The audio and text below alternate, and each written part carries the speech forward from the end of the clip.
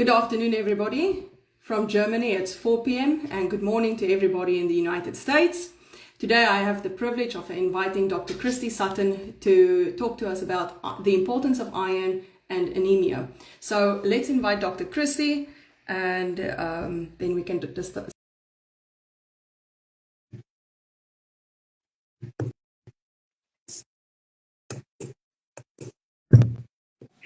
Yay! It worked. Hello. Hi.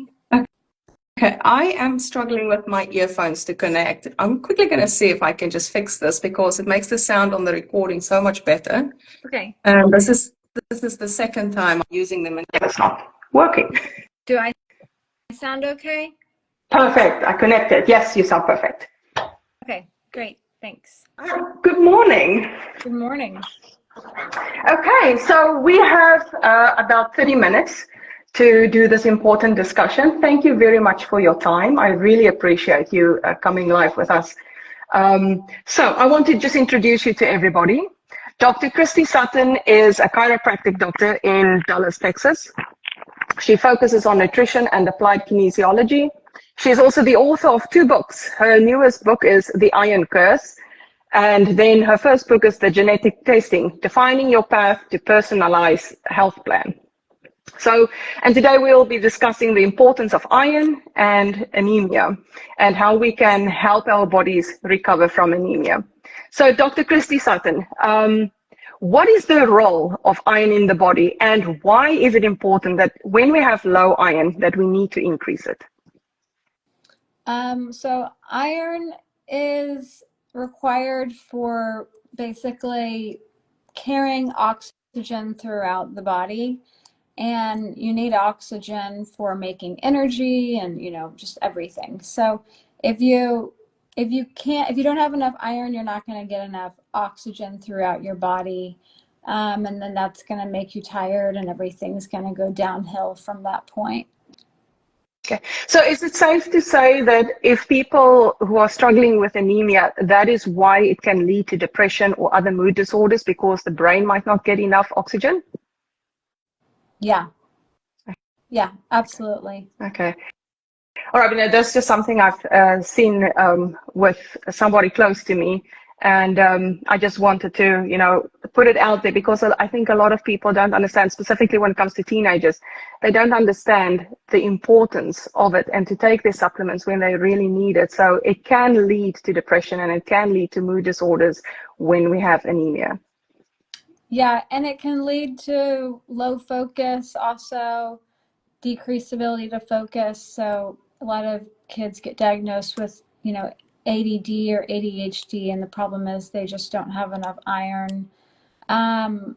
It can, the same mechanism of not getting enough oxygen throughout the body is a large part of why hair tends to fall out when people have anemia. And so, yeah, the underlying problem is not getting enough oxygen throughout the body.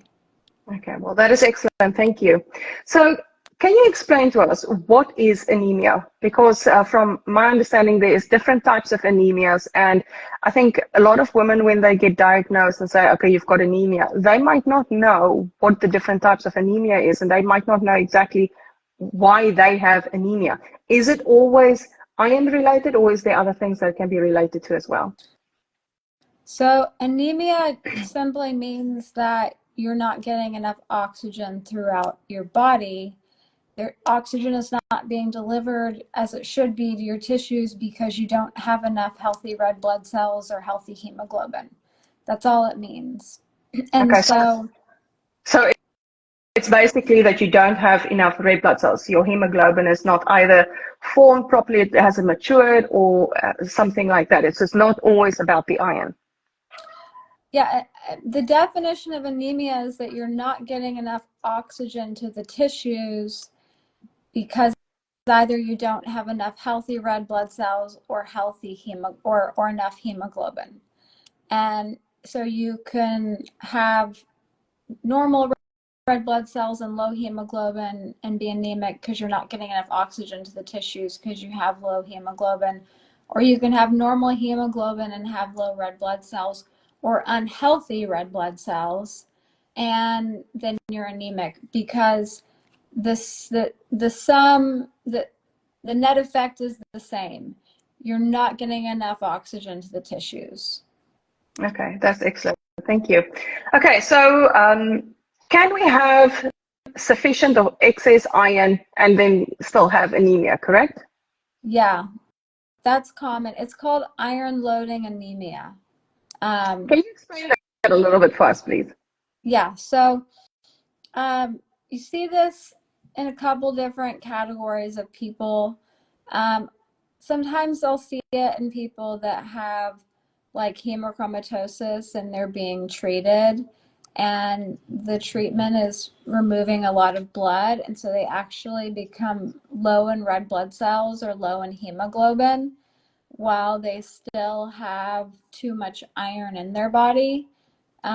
So they might have like really high ferritin and high iron saturation. They're still too high in iron, but they become low in red blood cells and or hemoglobin. So they're anemic, but they have too much iron. So that's iron loading anemia.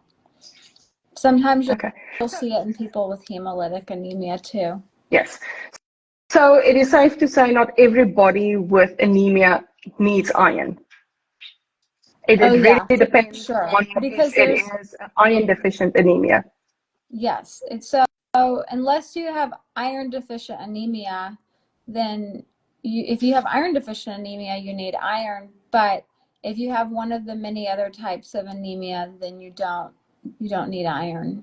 Okay, well, that is the type of information I want to dive in today, as what we can do and what we can look at to help people to support their body to increase the hemoglobin and the red blood cells and why these kind of things happen. So, what is ferritin and what causes low ferritin? So ferritin is just a protein that stores iron in the body. And when you have a lot of iron to be stored, then your body will make more ferritin to bind to the iron and store it for like a rainy day when you need more ferritin. It's also an inflammatory marker because whenever you're inflamed, the body will take the iron out of the blood and store it as ferritin, so that the iron is out of the blood, so that if the iron's out of the blood, then it will not be like fertilizing infections in the blood.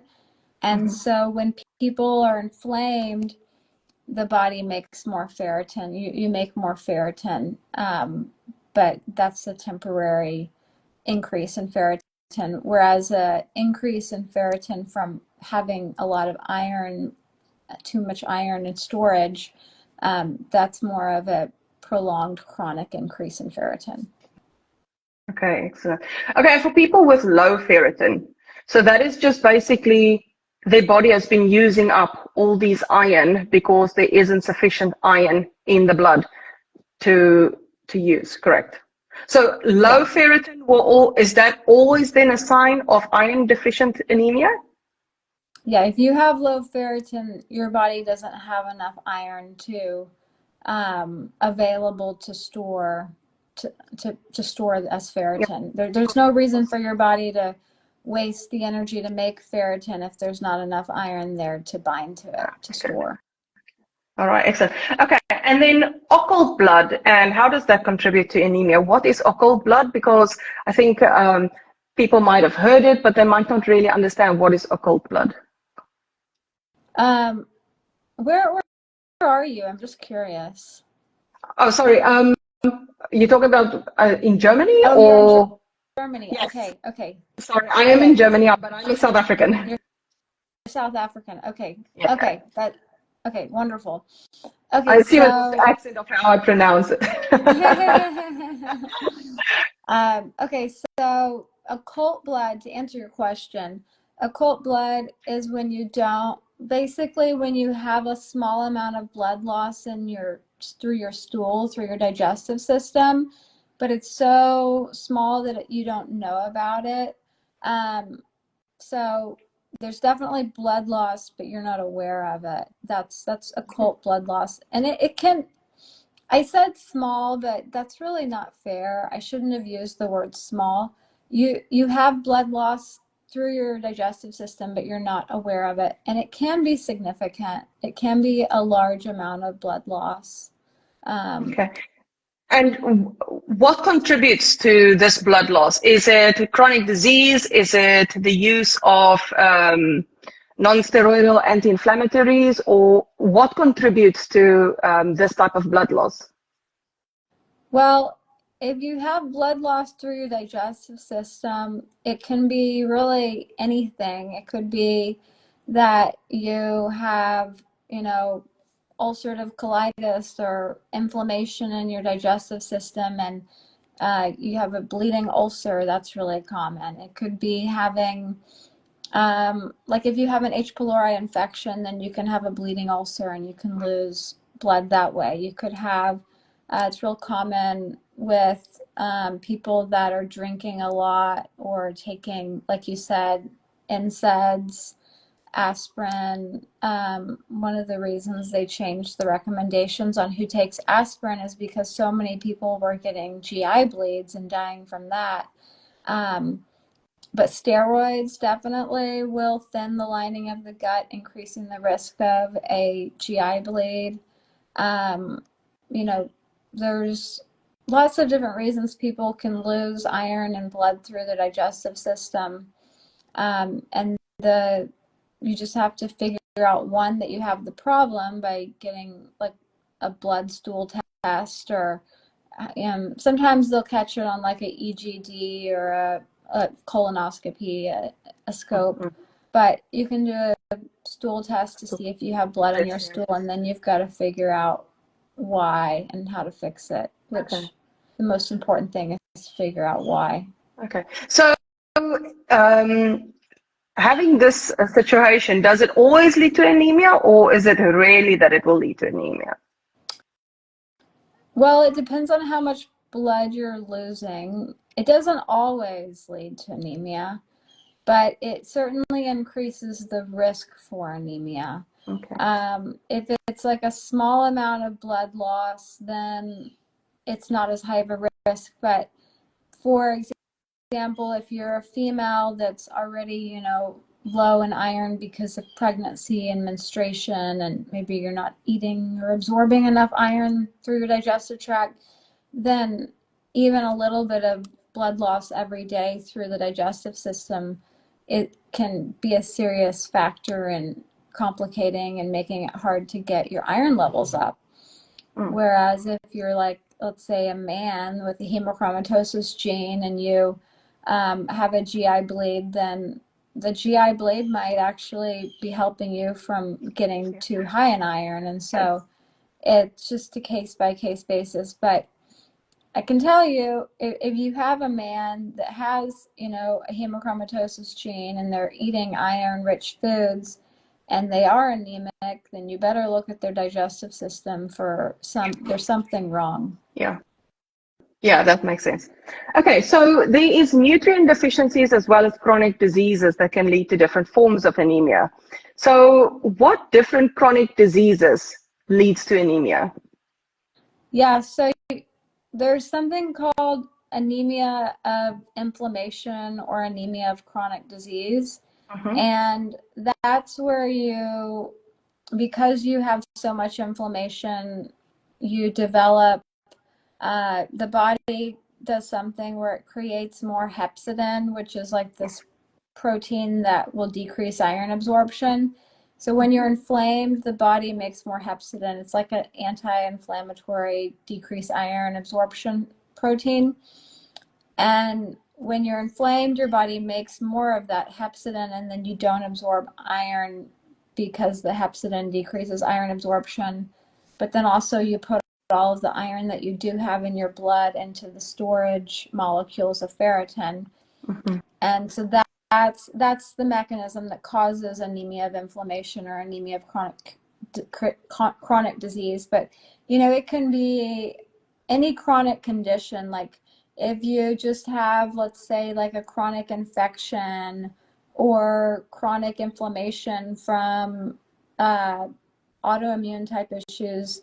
It doesn't happen to everybody, but it certainly can happen. Like if you have a chronic anemia of chronic kidney disease is another type of anemia of chronic disease. So if you have like this chronic kidney disease, then your body will not make as many red blood cells.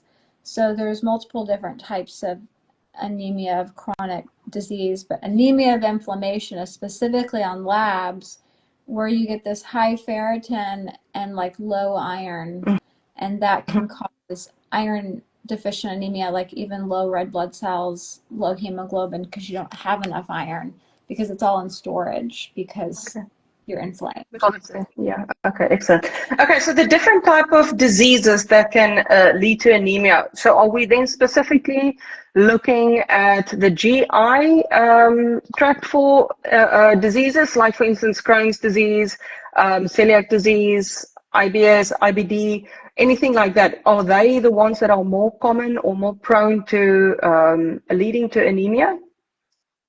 Well, you know, that's, I have to kind of parse it out because yes, digestive issues I think are some of the most common causes of anemias, especially like anemias of nutritional deficiencies, being low iron, low copper, low B vitamins, because we need all of these things to make red blood cells. And so digestive issues, I think, are probably the biggest problem. Undiagnosed celiac disease, you know, inflammatory bowel disease, malabsorption issues, taking proton pump inhibitors that decrease acid. All of that is very important. But also, there's this whole other category of anemias, which is like aplastic anemia or hemolytic anemia. And those are more of like they typically are more autoimmune most commonly.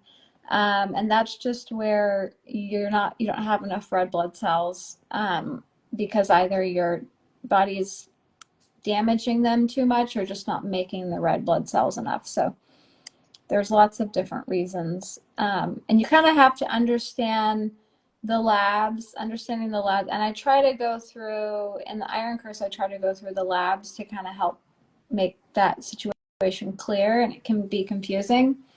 But anytime you see like low red blood cells, low hemoglobin, then there's a problem going on there. Now,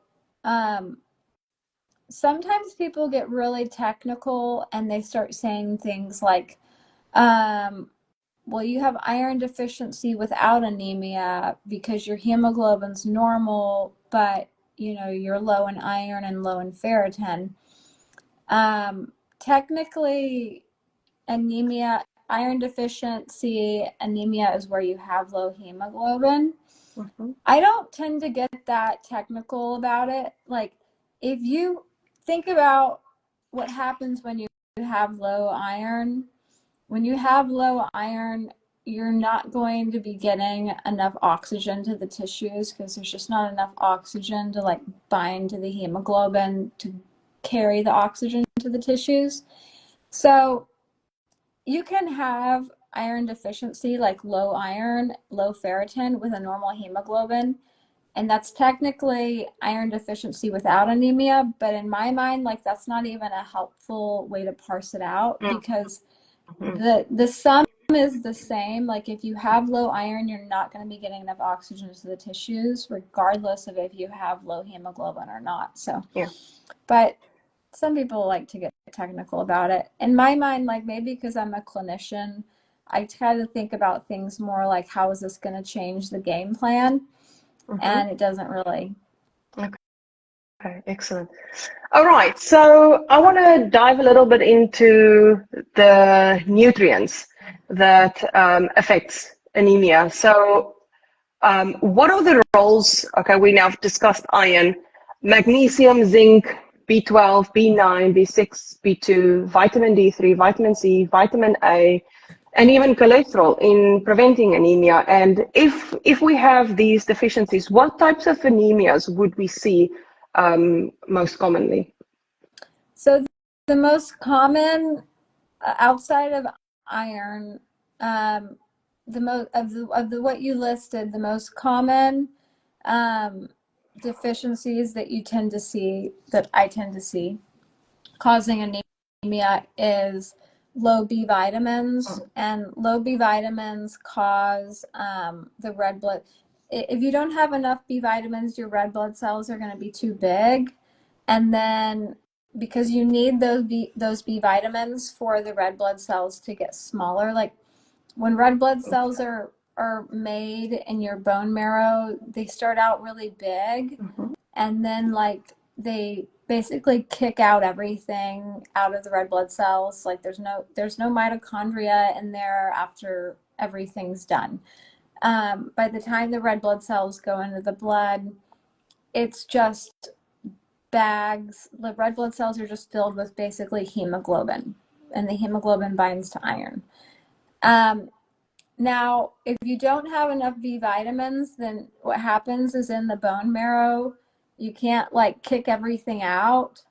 And if you can't kick everything out, then the red blood cells are too big. And that's called megaloblastic anemia.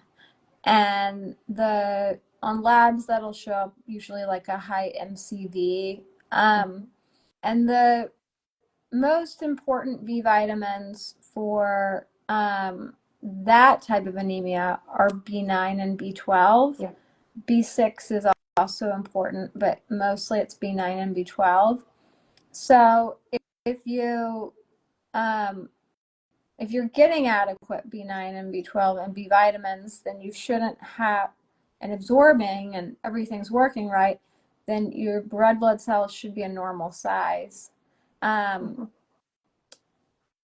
most common B vitamin deficiency that I see is low B12, and that's because B12 is very complicated in its absorption in the gut. It requires a lot of steps, and a lot of people have low B12 and they're not aware of it. And the lab range for B12 is pretty awful. Like I don't ever really want to see B12 below 800 or 900, period. But often the labs will let it go down to 200 or so before it flags it. But by that point in time, you're having so many problems that are easily avoidable. Another thing I have a question for you.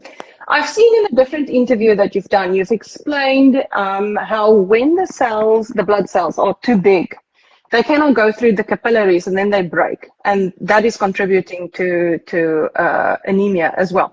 Can you explain that a little bit for us? And I assume this is contributed to the B12 and the B9 deficiencies. Is that correct?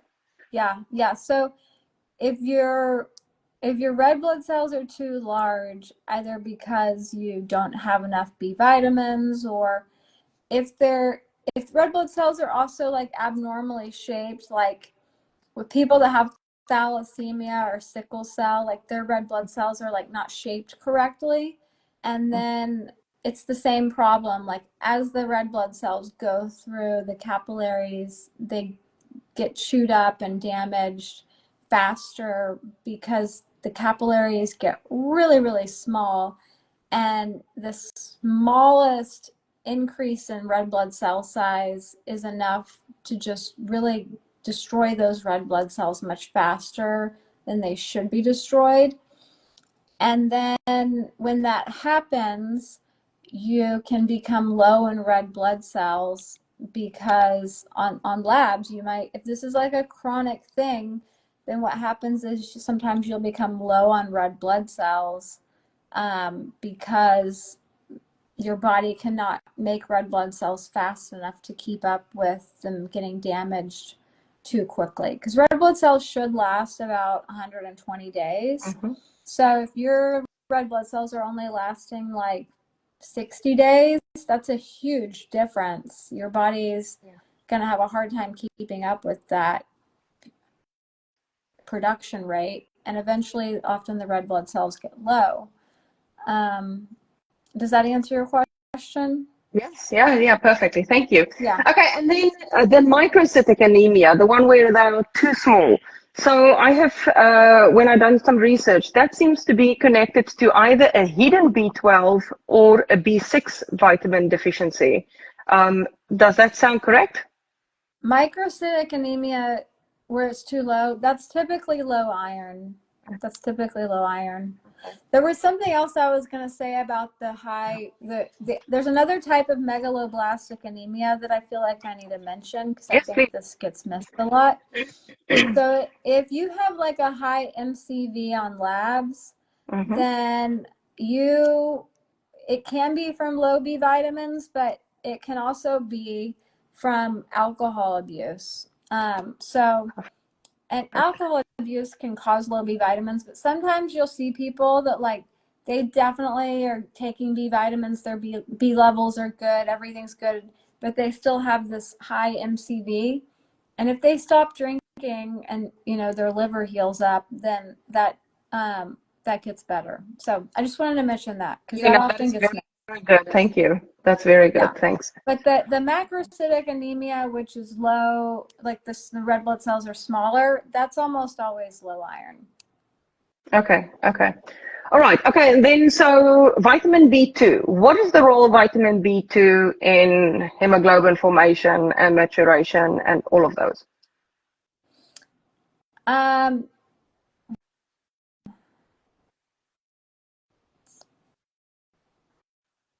the main thing that I think of for vitamin B2 is how it will activate the MTHFR enzyme. I don't know. I can't think of a specific role for B2 and hemoglobin maturation, but that might be my oversight. So I'm sorry. No, no, no problem. Don't worry. Okay. So, and vitamin C. What is the role of vitamin C when it comes to anemia? Because I think that is Yeah. something that people tend to be low in often, and I think we think we eat drinking orange juice or something and that should be sufficient. Yet Yeah. there's so many people low in vitamin C, and that can contribute to anemia as well. Yeah. I just yesterday was looking at it was like a major news outlet. It was like Yahoo News, which is not like a good place to go to like get the news. It's more like what is kind of like the news propaganda for the day. But so I was looking at Yahoo News, and they had a story on how there's a increase in scurvy right now because people are not getting enough vitamin C. Okay.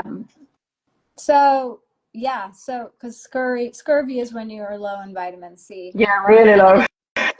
yeah, and a lot of people are not getting enough vitamin C or everything else. So vitamin C is important for iron absorption. So Yes. if you're low in iron, you can take vitamin C with that iron so that you can absorb more iron. That's Okay, really, excellent. I just did a quick search to double check on B2. yeah. It also aids in iron absorption. Oh, So I think that might B2. probably be the, yes. So that's Okay. probably the connection. Yeah. Okay. Yeah. So, and vitamin D3 and magnesium and vitamin A. Do you have any information on how that contributes to anemia if we are low on these?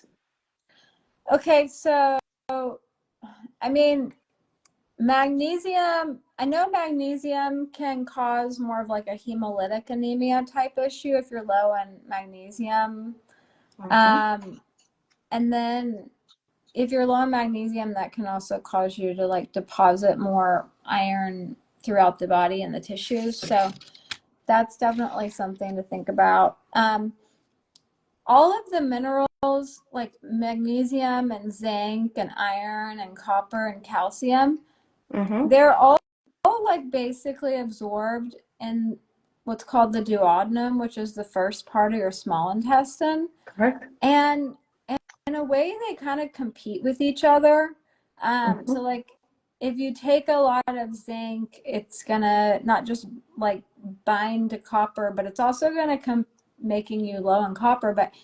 And if you're low in copper, that's gonna cause low iron. But if you take a lot of zinc also, that can compete with iron in your ability to be absorbed in that first part of your small intestine. Mm-hmm. So, we need all of these minerals, but if you're taking like large amounts of one mineral, it can create unintended anemia issues because you become low in another mineral. Mm. So, you know, at the end of the day, we definitely are dealing with a lot of nutritional deficiencies, Yes. whether it's vitamins or minerals, and Correct. people are going to need to take higher doses of things. But you just want to make sure, like, if you're taking a high dose of one thing, like, what unintended consequences could you be making by taking that? Mm-hmm. And if you take a high amount of zinc, you could unintentionally like become copper deficient anemic, which creates iron deficient anemia. Yeah. Now vitamin A one other thing, I think it all comes back to making sure you have as healthy of a digestive system as possible. Yes. Because if you do have like a really robust, healthy digestive system and you're making lots of hydrochloric acid, which you need to absorb all of these nutrients, and you have a healthy stomach and gut lining and mucosa and microbiome, and you're not bleeding from your digestive system, and you're creating the right enzymes to break down the food. And if you have a really healthy digestive system, then you're not going to need to take large doses of these vitamins like you otherwise would need to, because you would be absorbing the nutrients through the food that you're eating. Correct. Now, I am the perfect example of somebody that has to take nutrients. Like, you asked about vitamin B3. Like, I literally nearly died of pellagra, vitamin B3 deficiency, when I was about 20. I just, because I have Crohn's, but really largely because when I was 16 and they diagnosed me with Crohn's, they took out the last bit of my small intestine. And and a large part of the health struggles that I've had since that age have been from having a part of my intestines removed. I think most of my current health struggles are from that, honestly. But yeah, I mean, missing that part of my digestive system creates so many unintended consequences. And I do have to take large nutrients, and I will for the rest of my life. I mean, that's been the foundation for a lot of my health. And one reason that I've learned so much about nutrition is simply self-preservation. Like, I am so complicated, and I can't find, a doctor that can really help me like I need to be helped. That's why I nearly died of pellagra when I was 20 years old, even though my father is a medical doctor and a pharmacist, and my mom was a pharmacist. Like, it wasn't for a lack of medical doctors and, healthcare providers in my life. It was that they're not finding and looking for these nutritional deficiencies. Exactly. So yeah, I mean, I weighed like 70 something pounds when I was 20 years Wow. old because of the pellagra. And then I started taking vitamin B3, and I gained the weight back, because if you have vitamin B3 deficiency, then it causes diarrhea, which was my main problem. And then you can't absorb nutrients if you're having diarrhea. Yes. Yeah. But my Everything medical doctor was saying, this is just your Crohn's. You're just having diarrhea because of Crohn's. But it wasn't because of Crohn's. It was because of pellagra. My goodness. Okay, well, that is very insightful. You see, this is the part that I absolutely love about when it comes to nutrition. It's we are so inspired finding answers, and we learn so much through our own stories that we can help others from our own experience. So this is the part of nutrition and this industry that I absolutely love, because it forces you to go look for answers where the medical industry sometimes lack information to help. Mm-hmm. Yeah. Okay.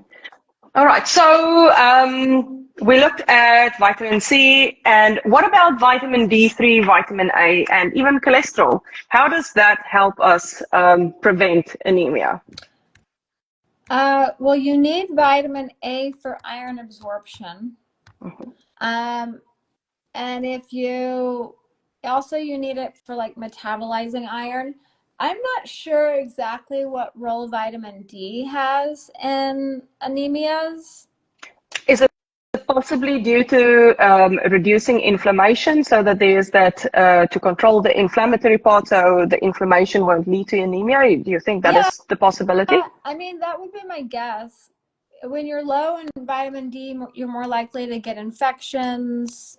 If you have an infection, you're more likely to have low iron because your body is going to make more hepcidin. Mm-hmm. Also, if you have low vitamin D, you're more likely to have autoimmune type issues, which will create all sorts of anemia type issues. So that would be my guess. I mean, I think in general,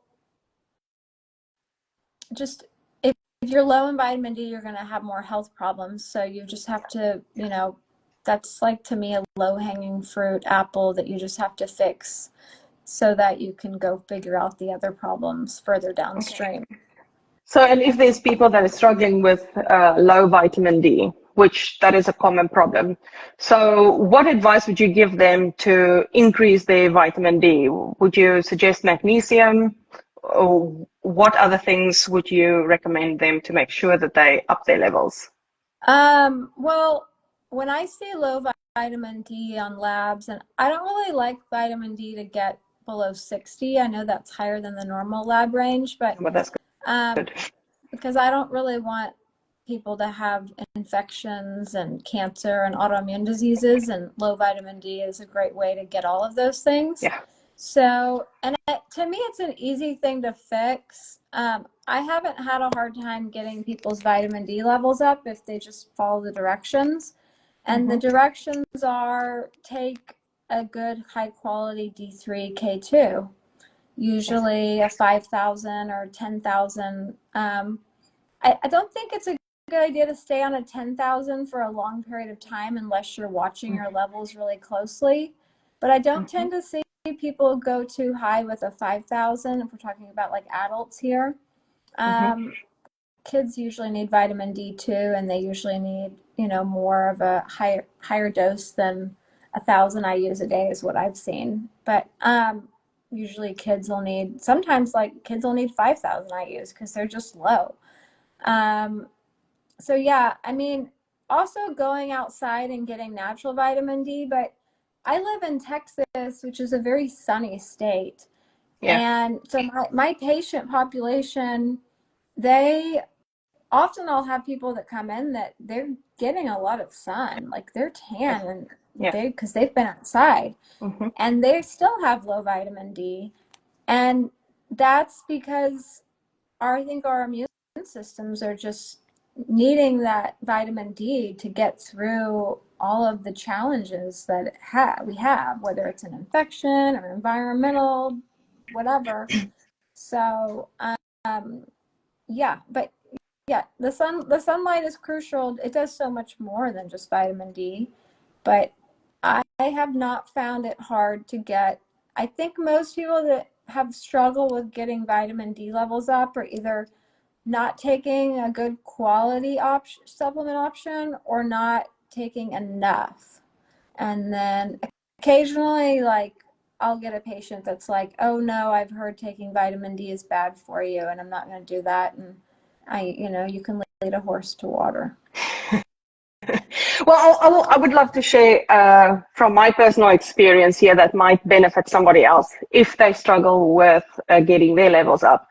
So I was a very unique case. I I couldn't find answers, and I could take vitamin D and it would do absolutely zero. My levels won't go up, and after 3 days of taking it, my energy levels would plummet. I will feel like a zombie, where I just wanted to sleep 24/7, and that was every single time I took vitamin D that happened. And I tried lowering the doses down, down, down, even 1,000, even 400 IUs a day, just completely shattered me. Years later, I figured out, okay, so number one, I had a magnesium deficiency. And with magnesium, it helps to absorb the vitamin D3 and activate it and that whole process. But I had a different problem. I had stagnant bile. That's And I had exactly a what I was wondering. I was like, you're yeah, not absorbing any fat soluble vitamins. You don't have enough exactly. bile. Exactly. So that was the thing. And I figured it out by myself. I mean, I've asked every doctor I've gone to, and everybody just, they don't know. And I had to go do the research. And I came down to the thing that, okay, this is what's happening. And I only realized that when I started getting gallbladder attacks. But I had a vitamin D deficiency long before that. Yeah. And then the moment I started helping my liver and my gallbladder, and I started with supplements, all of a sudden my levels went up. I was through the roof happy. First time ever. I'm not tired by taking vitamin D, and I'm not struggling to get my levels up, and it was fantastic. And I see a new vitamin D that is on the market for, I think, specifically people like me who don't have the sufficient bile to break it down and absorb it and so on. They have made micellized or micellized vitamin D3, which is already water-soluble vitamin D3. So it's gone through the process, so it's easy absorbed, so specifically for people with low vitamin D3 to help that absorb. So, but anyway, I know we're not here to talk about vitamin D3, No, even though it's a fantastic I topic. think that's great. You know, the bile thing is huge. Actually, bile's also important for iron absorption too. And bile is like a natural antibiotic. It has antibacterial properties for the small intestine. I actually, so I told you I had a part of my small intestine removed, Yeah. and that part of my small intestine absorbs bile. And so I don't absorb bile very well. And what happens is if you don't absorb bile in the last foot of your small intestine, then the bile goes to your large intestine and acts like a laxative. Absolutely. And so for years, like I was struggling with that. I especially, it was interesting.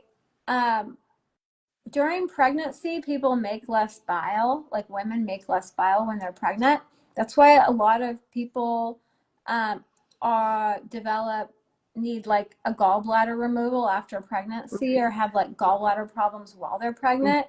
And that is also part of why so many pregnant women become like nutritionally deficient in iron and fat soluble vitamins, is this underlying gallbladder bile issue. So, but when I was pregnant, like I naturally made less bile, so like I had fewer digestive issues. But then after pregnancy, it ricocheted back the other way, and it like boomeranged, and I made all this bile, and I was just like having all these diarrhea because like of the bile. Yeah. And that's when I realized, oh, like this is bile diarrhea, and like I need to take a bile sequestrant. So I have to take a bile sequestrant, which I despise taking because it's binding up that bile, but I am missing the part of my anatomy that I need. So it's like damned if you do, damned if you don't. And so I do have to take like large doses of vitamin D and vitamin A and vitamin E, and it's really a nightmare situation that I try to manage as best as I can, but at the end of the day, you know, it's just a challenging situation. And I have to manage it myself. Like there's no doctor that is interested in helping me really with this. Like I just have to be on top of it. And that is how so many nutritional issues are. You just have to figure it out yourself, which comes back to what we said before, which you really need a good, healthy gut Yeah. if you want to not have any of these nutritional deficiencies and anemias. But I also, because I take that bile sequestrant, I also struggle with low iron. And so I often have to take iron, you know, just because of taking that bile sequestrant. So yeah, I understand. Okay, well, thank you for that. All right, so I want to have a look a little bit at other factors that can contribute to anemia. The one that I would want to touch on just lightly is dehydration. This is something I've seen in a client of mine, and I was surprised when I noticed it. So how does dehydration contribute to anemia? You know, the most common thing I've seen with dehydration is that it'll cause the hemoglobin to get a little bit high on labs. That's on labs, like as far as what you see on labs. Now, if you're dehydrated, like a lot of what we absorb is through osmosis in some way, like through our digestive system. And so if you don't have enough water and like electrolytes to absorb that water, then you're not going to be able to absorb anything else. So what did you see? I was hoping that you're going to fill that one in. I mean, I can just Google it and find out. But yes, it was on her labs, my client that I had, she had high hemoglobin. And she said it's something that she struggled with for a long time, and which is one of the reasons how I discovered you. When you started talking about the hematochromatosis, and I'm like, I should just maybe think about that now. This is a client of a while ago, so it's something I want to inform her of. But while I was doing the research, I saw, okay, well, one possibility of this can be chronic dehydration, that the levels go up. And so, yeah, that was just something very interesting to me. So I just wanted to add it in this conversation. Yeah. Yeah. I think usually if it's a dehydration issue, then it's common to also see sometimes like a BUN creatinine issue, like a kidney, something kidney related is off often if there's a chronic dehydration issue. Or a lot of times often you'll see like a mild urinary tract infection just because like they're not drinking enough water to kind of get everything going. But yeah, but if you do see a high hemoglobin, I'm sorry I don't have a better answer for you on the dehydration. No, but if you do see a high hemoglobin, then you need to also look really closely at the hematocrit and red blood cells, because if those are high or high normal range, then you really need to look at those iron levels. And if the ferritin's over 100 and the iron saturations in the 40s or higher, then you could be looking at a hemochromatosis person. Okay, well, that is very informative. Thank you. All right, so I want to talk, okay, we already covered chronic inflammation. Let's talk a little bit about gut hyperpermeability, also known as leaky gut, and low stomach acid, bacteria, like you mentioned, H-Pylori, parasites, vegan diets or vegetarian diets, pregnancy, heavy menstrual bleeding, and low testosterone. How does these things contribute to anemia?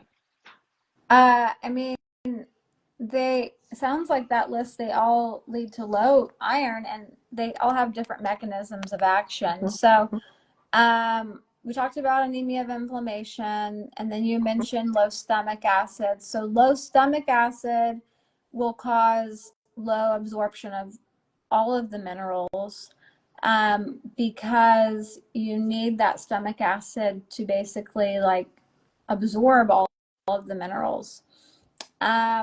And then also with low stomach acid, you're not going to be breaking down protein.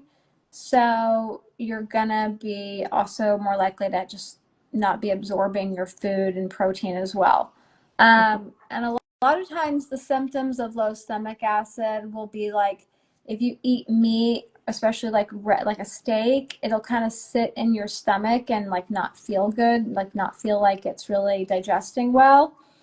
But also, if you have low stomach acid, you're more likely to develop like a parasitic infection because the stomach acid kills parasites. Parasite infections can cause low iron and anemias and malnutrition. Also, if you have low stomach acid, then you are more likely to have SIBO, small intestinal bacterial overgrowth.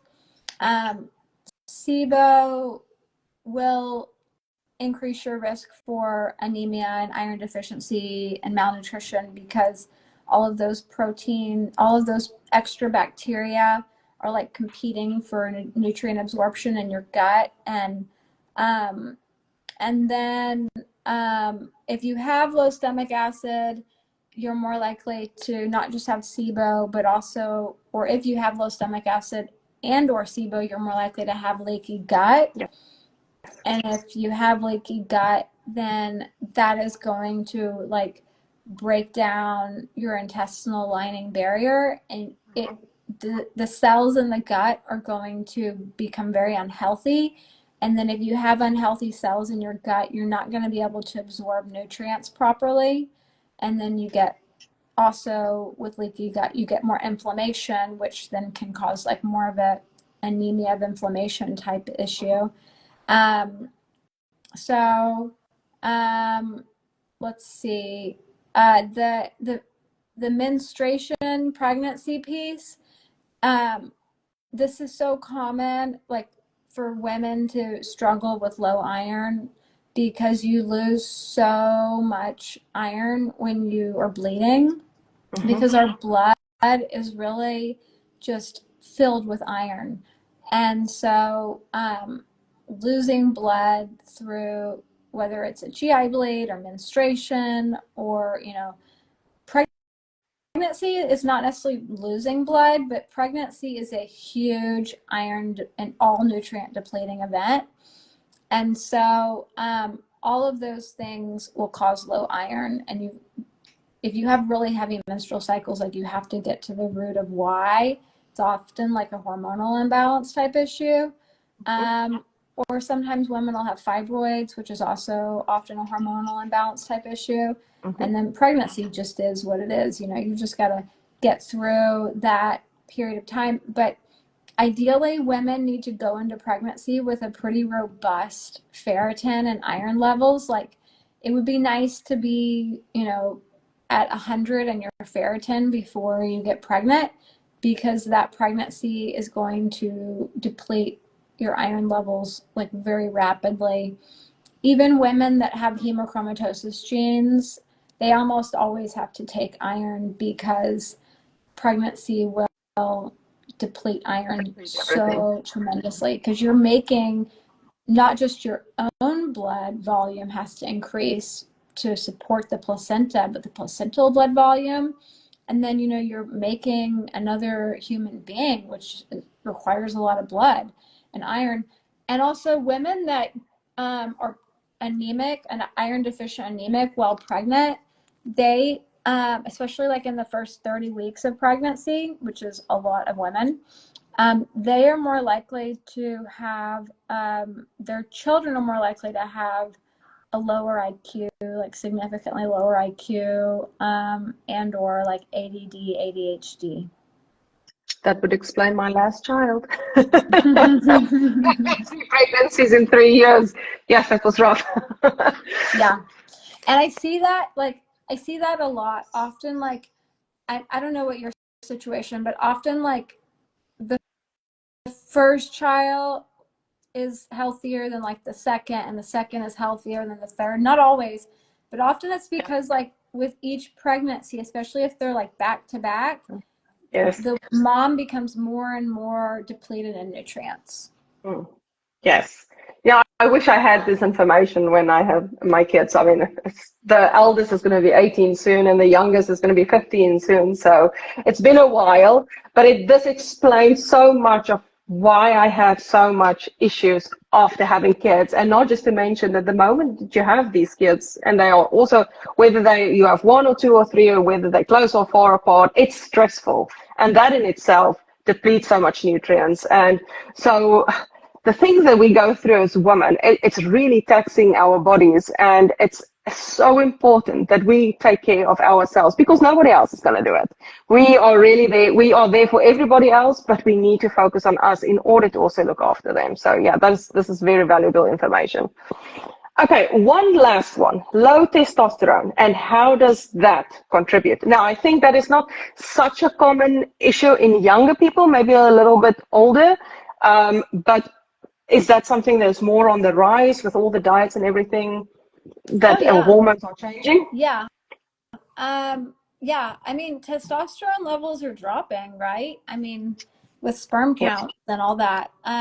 So testosterone increases iron absorption, and testosterone also helps you make more hemoglobin and red blood cells.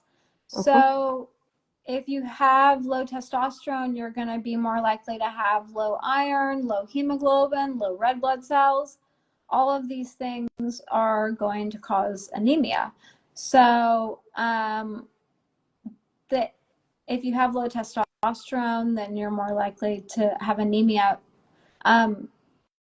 You also, like, I see a lot of, I don't know what it's like in Germany, but in America, we have a lot of people that are taking testosterone. And especially, I see this especially in men. They'll be given testosterone and they feel really good, and then the side effects start, and the side effects are often not really managed like they should be. And one of the side effects of taking testosterone and getting high testosterone is that you're more likely to get a blood clot because of having more hemoglobin. And like, if you get too high of hemoglobin or too many red blood cells in your blood, the blood gets really thick, and then you're going to be more likely to have a clot. You're also going to be absorbing more iron, so you are at an increased risk potentially for hemochromatosis. So all of this is manageable with like blood removal. I know we're not here to talk about hemochromatosis, but you mentioned testosterone, so I felt obligated to talk about it. Yeah, no, thank you. And so low testosterone is a bigger concern in men, but it is also seen in women, correct? Yeah, absolutely. Okay. Absolutely. Okay. All right. So, and what do you think, if there's somebody watching today that is struggling with anemia, what is the most important thing that they can do from today onwards to support their body? I mean, it depends on what type of anemia they have, but I think the biggest thing, if I was to summarize it, would be you have to find the root cause of like why you're anemic. And if you can fix that, fix that. If you can't fix it, then you're just going to have to like supplement to get through it. And if we talk about supplements, do you think it is fair to say methylated cobalamin and methylfolate is the best forms to take for people who are struggling? Or do you think that there's others that might work better for people? Most people do well on the methylcobalamin and methylfolate. Occasionally, you'll find somebody that they don't feel well on those forms, and then you need to try another form. Is there any other form that you would recommend if there's somebody that don't feel well on it? Well, for the B12, if somebody doesn't do well on the methylcobalamin, then you could try like adenosylcobalamin or hydroxycobalamin. If the methylcobalamin doesn't work, if with the folic, the B9, if somebody doesn't do well on the methylfolate, then folinic acid is another option, or just regular folate. So you just want to avoid folic acid if possible. We didn't talk, you asked, but I didn't mention it, about the vegan vegetarian diet. That's a big cause of anemia, iron deficient anemia as well. Because is that because of the lack of B12, or A lot Both. of vegetarians. Because you're not going to be getting B12 if you're a vegan vegetarian unless you're supplementing with it. And then also the iron deficient anemia is really common in people that are vegan vegetarians because the most absorbable form of iron is heme iron, which is only found in animal products. So like spinach might have iron in it, but it's not very absorbable because it's the non-heme, non-absorbable iron. Yeah, I think I read a couple of years ago, from the amount of iron that is in spinach, I think only 3% gets absorbed. Yeah, it's not good. Yes, because it's But that's how non-heme. all non-heme iron is not very absorbable. Mm. So like if you eat a steak, you're going to be getting a lot of iron that's highly absorbable, and Yes. it's really hard to eat the same amount of iron and absorb the same amount of iron without eating meat, animal products. Okay, and so for somebody who is a strict vegan or vegetarian, it is very important to get heme iron and not supplement with non-heme iron, correct? Yeah, but by that point, they're not a vegan and vegetarian anymore because Yes. heme iron comes from animal products. So you might as well just eat the meat. Yeah, but I mean, if I know of some people that says they don't want to eat meat, they can't stand the texture or anything. So if they have to supplement, that would be the safest route for them to go. Yeah, absolutely. Okay. Well, Dr. Christy Sutton, thank you so much for your time. I really appreciated it. This was a fantastic interview. I appreciate all your insights that you got to share. And everybody, if you are ever interested in understanding hematomacrosis, Dr. Sutton has written a new book called The Iron Curse. Please go check it out. Follow her and make sure that you get to understand. And if I'm not mistaken, I think there's even a subject of anemia in the Iron Curse, correct?